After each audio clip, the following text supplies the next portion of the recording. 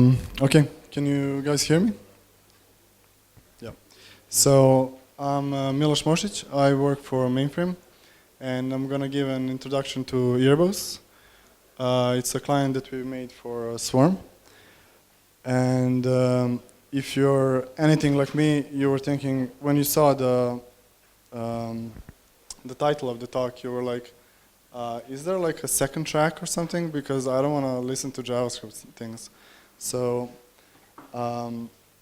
hopefully by the end of this talk, you're gonna realize that there's some cool things that you can make in JavaScript too. So, but let me check on that. Like, how many of you actually use JavaScript on a daily basis? And how many of you actually like JavaScript? Okay. That's what I thought. So, first of all, before we dive into Erebos, I should list the existing JavaScript clients. There's two of them, two notable ones. It's Swarm GW, which is like Swarm Gateway, and Swarm.js. So the first one is just like a simple library that it's just an interface to Swarm Gateway, which enables you to download and upload things to the gateway using BZ0. It's really simple. And Swarm.js it's actually fully featured. It covers most of the API, and it was good enough for a while. But there's one problem though. Both of these libraries are outdated, and actually I want to give a shout out to Swarm.js creator Victor Maya, because he in his repo he links to Erebos, saying like you should just use this. So what is Erebos or Erebos, if you wanted to pronounce it the Greek way? It's a JavaScript library, of course. It was created by my coworker Paul, and he extracted it from an application that we used in DevCon 3.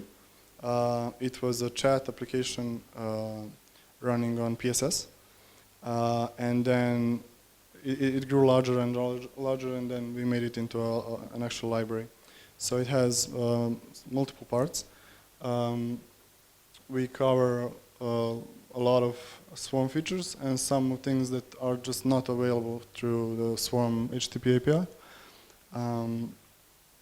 So if you start with the BZZ API, of course we support all the basic ones like download, upload file, uploading directories, listing. BZZ hash gives you a hash of a given domain, just like what you would expect. But of course that's not all. So we have some functions that are specific to the Node.js implementation, and they give you like convenience functions for using streams to stream a tar file or a directory directly to Swarm, instead of doing it one by one, also in the download direction. And you can tar files. You can just provide a file path, and it's gonna automatically upload the whole directory. And of course, we support feeds as well. So we have all the feeds functions that you would want, and some more. The big thing about feeds, when I started working with feeds, is the signing mechanism was really complicated, and it was hard to get right. And with Javier's help, we actually figured out how to do it, and then we put it in Erebos so other people don't have to like go through the same process and waste hours and hours of time. So it has functions for assigning feeds and subscribing to feeds in real time, and also some other convenience functions, but there's too many of them to go one by one. So I should talk about what problems Erebos solved for us. Like, why does it exist at all? So, for me personally, when I started working on with Swarm, I was really frustrated with breaking changes in Swarm. Like, you need to know which branch had certain features, and you had to know the exact commit of a Swarm build that you would use and that your library would support.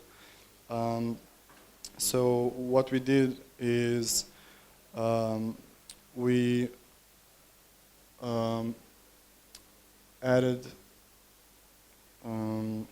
we added integration tests in Erebos, which actually use a local Swarm node and like try to simulate the real life situations where you're just like actually uploading and downloading stuff. There's no mock tests or anything. And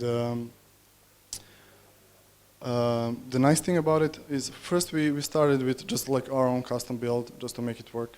And then eventually we made a Docker file with a tagged version of Swarm. And then finally we switched to the official Docker image provided by Swarm. I'm going to link to that later in the slides. And other thing is providing the higher level abstractions over the HTTP API. So Erebos started as a wrapper over the HTTP APIs, but we added some abstractions on top of it to make using Swarm easier and simpler. So these are the two links that I mentioned. So the first one is actual source for the official Swarm Docker images, and the other one is like the place where it's built. Docker images are built, and you can just download it and use it. They're really nicely tagged by a version number, so you can be sure that like if that version number works with a version of Erebos, it's going to work in production. And yeah, Erebos has a CLI, and you might be wondering, wait, Swarm has a CLI, like what the hell? So our CLI is better. It has some things that the Swarm binary just doesn't have. And some of these are just like simple BZZ functions.